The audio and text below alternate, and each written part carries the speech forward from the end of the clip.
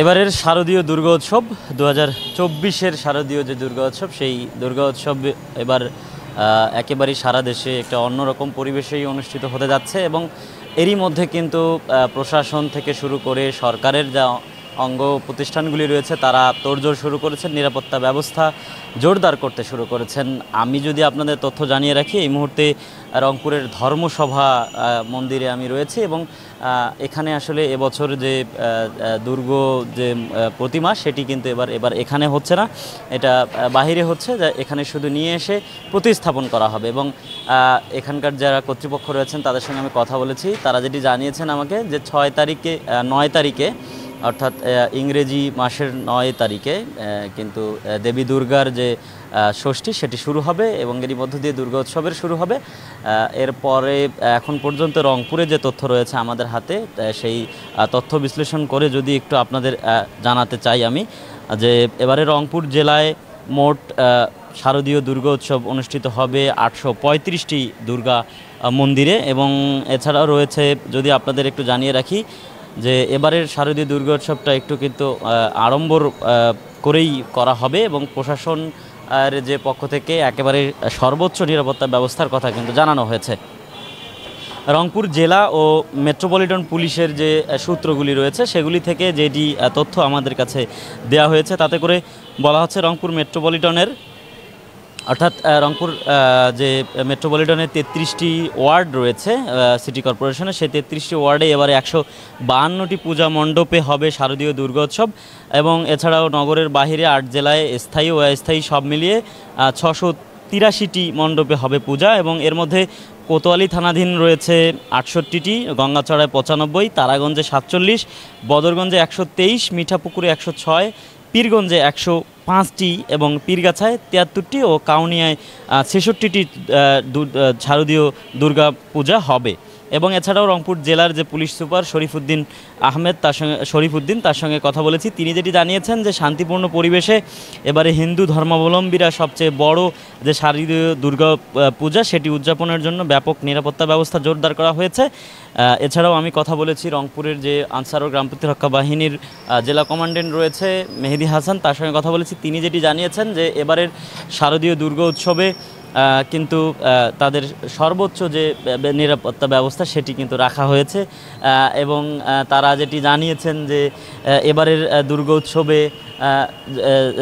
দুর্গা উৎসবে প্রত্যেকটি মণ্ডপে কিন্তু তাদের যে নিরাপত্তা ব্যবস্থা সেটি সর্বোচ্চ 8 জন এবং সর্বনিম্ন 6 জন করে কিন্তু তারা রাখবেন। এবং এছাড়াও আমি কথা বলার চেষ্টা করেছি জেলা প্রশাসকের যারা কার্যালয় সূত্র রয়েছে তাদের সঙ্গে, তারাও আমাদেরকে জানিয়েছেন। আমি একটু ধর্মসভার একটু যদি কথা বলতে চাই এনারা যারা এখানে রয়েছেন তাদের দু একজনের সঙ্গে, যে এবারের দুর্গা উৎসবটা নিয়ে তাদের আয়োজন কি এবং সব মিলিয়ে আসলে এবারের দেবী আসছেন কিসে এবং যাবেন কিভাবে, সব মিলিয়ে যদি একটু কথা বলতেছেন। ধর্মসভার সহসভাপতি রয়েছেন, আমি একটু যদি আপনার কাছে জানতে চাই এবারের শারদীয় দুর্গা উৎসবের প্রস্তুতি কেমন রয়েছে আপনাদের এবং সব মিলিয়ে এবারের দেবী দুর্গা আসছেন কিসে, যাবেন কিসে, দেবী দুর্গার কাছে প্রার্থনা কি থাকবে? আসছেন কিসে, যাবে কিসে, এটার চেয়ে বড় কথা হচ্ছে যে ইনি আসছেন, এটা হলো বড় কথা।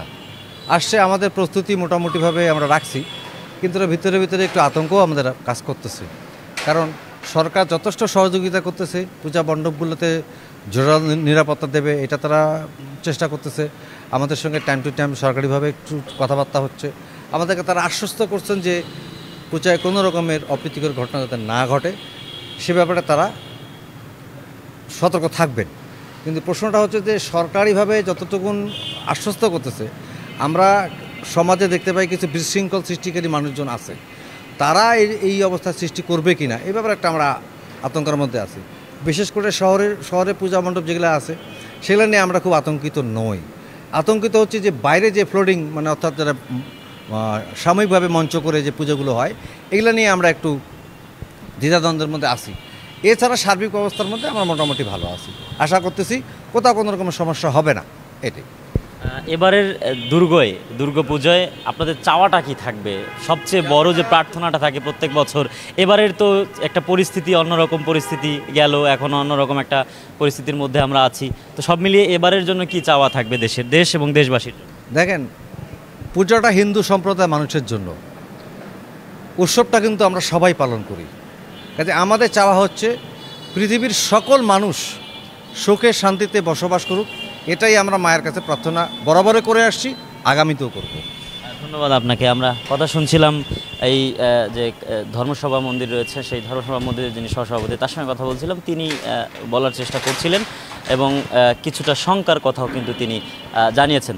তবে যদি আমি আপনাদের জানাই, আমি কিছুক্ষণ আগে এই ধর্মসভার যে পুরোহিত রয়েছেন তার সঙ্গে কথা বলেছি। তিনি জানিয়েছেন তিথি অনুযায়ী এবারে দেবী দুর্গা আরোহণ করবেন, কিন্তু যে সেটি তারা বলছিলেন যে দেবী দুর্গা এবারে আরোহণ করবেন দোলায় এবং যাবেন ঘোটকে চড়ে, এবং তিনি দেশে শান্তির বার্তা বয়ে নিয়ে আসবেন, এমনটি কিন্তু বলার চেষ্টা করছিলেন। তবে সব মিলিয়ে যদি বলা যায় যে এখন পর্যন্ত আমরা রংপুর জেলায় যে প্রস্তুতির বিষয়, সেই বিষয়টি আপনাদের জানানোর চেষ্টা করছিলাম, এবং কোথাও কোনো প্রকার অপ্রীতিকর ঘটনা হবে না বলে প্রশাসনের পক্ষ থেকে যেমন জানানো হয়েছে, তেমনটি স্থানীয় যারা রয়েছেন বিভিন্ন রাজনৈতিক সংগঠন তারাও কিন্তু জানিয়েছেন।